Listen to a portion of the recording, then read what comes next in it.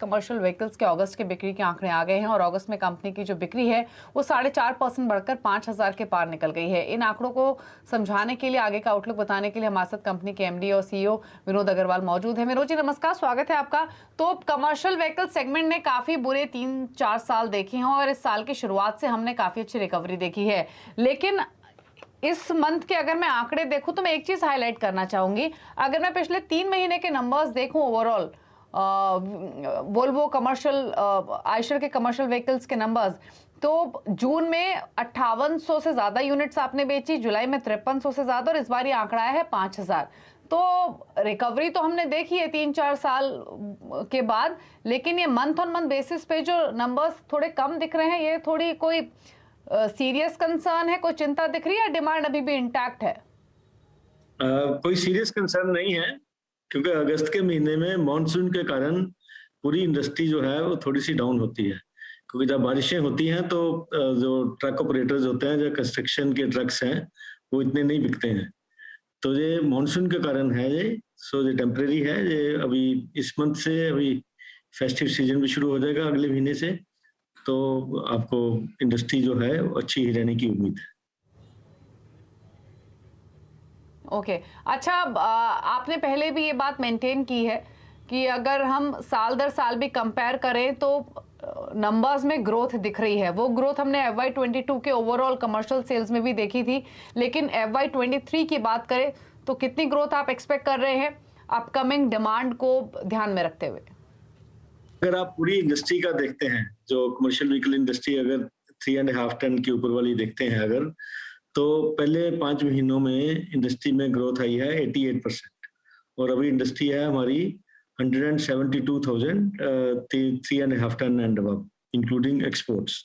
सो 172,000 जो है, और उसके अगेंस्ट अगर आप पिछले साल की 7 महीने की इंडस्ट्री देखें, बैलेंस 7 मंथ्स की, तो पिछले साल बैलेंस 7 मंथ्स की इंडस्ट्री थी 2,51,000। तो अगर जो 2,51,000 पिछले साल 7 महीने की थी, अगर आप मानते हैं कि उससे थोड़ी सी बेहतरी होगी इंडस्ट्री, क्योंकि इस साल रिकवरी चल रही है, तो अगर 10% बेहतर भी मानते हैं, तो इसका मतलब है कि जो इस साल की जो इंडस्ट्री है वो मेरा ख्याल है कोई 4.5 लाख के करीब हो सकती है, बिकॉज 1,72,000 ऑलरेडी हो गई है, और 2,50,000 प्लस अगर 10% भी इसमें लेते हैं तो 2,75 अगर बैलेंस 7 महीनों में होती है, तो ये करीब 4.5 लाख इंडस्ट्री हो सकती है, जो कि आपका फिर आपको जो 4.5 लाख जो इंडस्ट्री है, ये आपको ले जाएगी 2018-19 और 2019-20 के बीच में। 19-20 में इंडस्ट्री काफी गिर गई थी, 40% गिरी थी 2019-20 में। 2018-19 पीक था। तो अभी ये जो इस साल की इंडस्ट्री की उम्मीद है, ये आपका 2018-19 से तो थोड़ी सी कम रहेगी, पर 2019-20 से काफी ऊपर रहेगी। तो हम मतलब we are moving towards the peak. हम इंडस्ट्री का जो पहले पीक था उसकी तरफ ही बढ़ रहे हैं। कुछ तो सेगमेंट्स ऑलरेडी पीक में जा रहे हैं, जैसे आपके light and medium duty segments हैं। इवन अगर सब 3 टन भी देखते हैं तो वो तो ऑलरेडी पीक में जा रहे हैं। अच्छा विनोद जी, अगर मैं वोल्वो आयशर कमर्शियल व्हीकल्स की प्रिसाइसली बात करूं तो एक्सपोर्ट्स आपके घटे हैं और ठीक ठाक घटे हैं, तो ये एक्सपोर्ट मार्केट क्या अभी भी मंदा है और कुछ रिकवरी एक्सपेक्ट करें आगे जाते हुए, या अभी भी कंसर्न्स हैं वहां पर?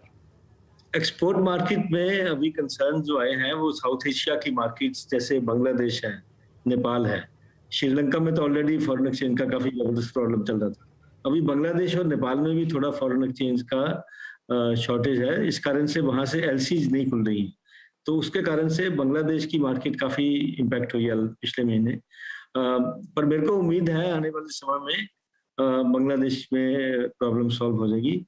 और इसके अलावा हमारा जो एक्सपोर्ट के इनिशिएटिव्स हैं अफ्रीका मार्केट्स में और या फिर साउथ ईस्ट एशिया मार्केट्स में, वहाँ हमारे सारे इनिशिएटिव अच्छे चल रहे हैं, तो आगे से आगे एक्सपोर्ट्स अच्छे होने की उम्मीद है।